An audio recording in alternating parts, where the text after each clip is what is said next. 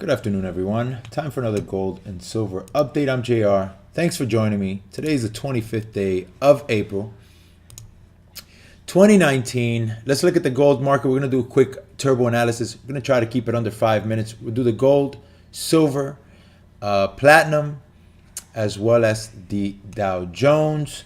Charts are looking very pretty, very nice formations. We're just going to do shorter term time frames. So we'll look at the daily chart here for gold. Gold looked like it broke below this level here. We got a quick move to the upside here. Let's see if the market continues to go up. Although, again, once you broke this trend line over here, it's pretty safe to say that we're probably going to continue to go down further to this level here. Now, the Dow Jones is hitting resistance, so maybe we'll see, a lot of times these things reverse. Usually you want to see a strong candle below.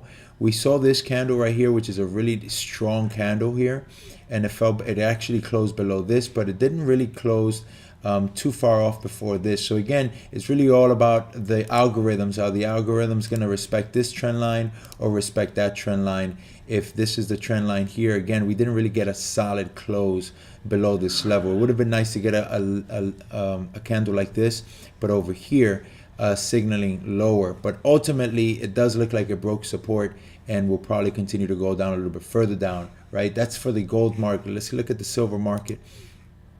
Silver market hitting support here. We can kind of see that every time silver goes to these levels here, we find a lot of support.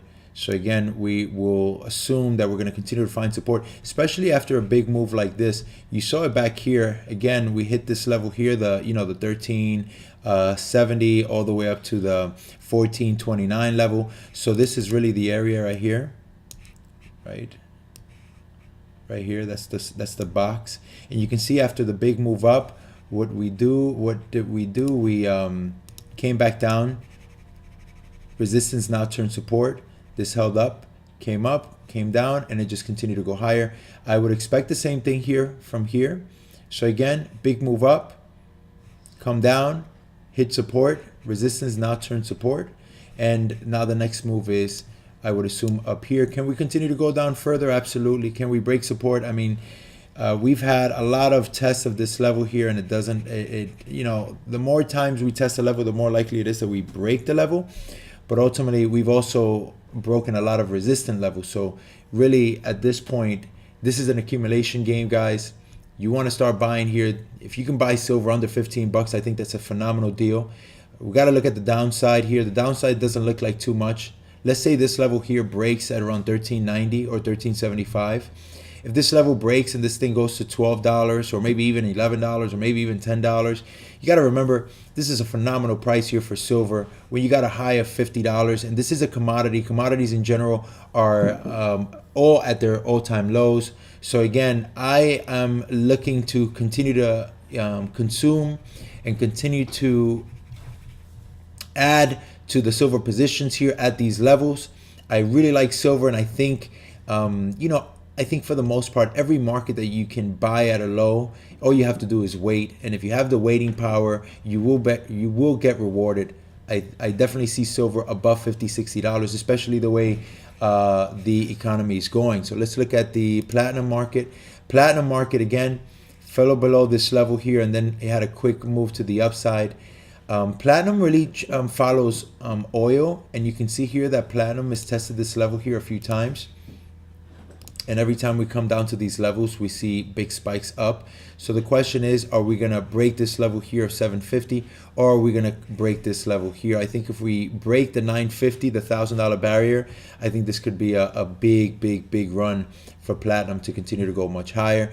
And finally, let's look at the US Dow. The Dow Jones, I like selling the Dow Jones right now. I really like this level here to sell. That's the level right here. So still within selling range. Put a stop loss at around 27.5. If the market breaks above, then you can really see this Dow Jones. If you get a really solid close above, kind of like what happened over here, right? So you remember here back between 2015 all the way up to 2016, right? So for a year and a half, it really just played a range. It broke out slightly, and really this breakout is not really a significant breakout where anyone should get really excited. for the breakout. As you can see, it was just really a really small candle. You know, if we're looking at the sizes of these candles, this candle is a fairly small candle, but it did nonetheless break this level of resistance. It fell back below resistance, and again, once we surpassed this level here, it was just gone. It never came back. So that's what you want to see in this market here, the Dow Jones. So if we're going to see this Dow continuing to go higher, what we need to do is we need to see a break of this level of resistance here. Again, a good strong candle above, and if it does fall below, again, it doesn't mean that it's going to tank. What it means is that it has to break above it again. Once you break that second time, then you can look to go much higher. And based on this huge level, which again, it's also a broadening formation. You got the highs getting higher, the lows getting lower. So technically speaking, the Dow Jones, I mean, can go to 27.2, 27.3, 27.4. I would probably play it conservative on a short. Again, you have to sell at the highs and you have to buy at the lows. This is not a time to buy the Dow. If you see this move go up, come back down, and then it breaks that second that resistance level that it created, then you can assume that the Dow Jones is probably the next level for the Dow Jones. I would probably say would be around here between 30 and 32,000, which again, it's very likely from 27 if it can break this level of resistance, right? And then once we break that level, it'll create another level of resistance. Then it'll test support, and then it has to break that second level again. Once you break that second level, it's gone. You know, same thing with silver here, right? So if we look at silver, we're gonna see this level here. This is the big move to the upside. This is the move to the downside. If we break this level of resistance here, there's a good chance that this silver is gonna go to $18, $19, $20 within this year. So again, here's the move, there's the move, there's the new established level of resistance right here. And once you break that level, then again, you're safe to say that you're going to continue to climb up. So again, the Dow has a lot of work to do. It's on a broadening formation. I don't like that formation. I like this level here to sell. I would not buy the Dow here. I would probably put, actually to be on the safer side, I would probably put a stop loss at 28. If you're in your 401ks, IRAs, really pay attention to this market right now.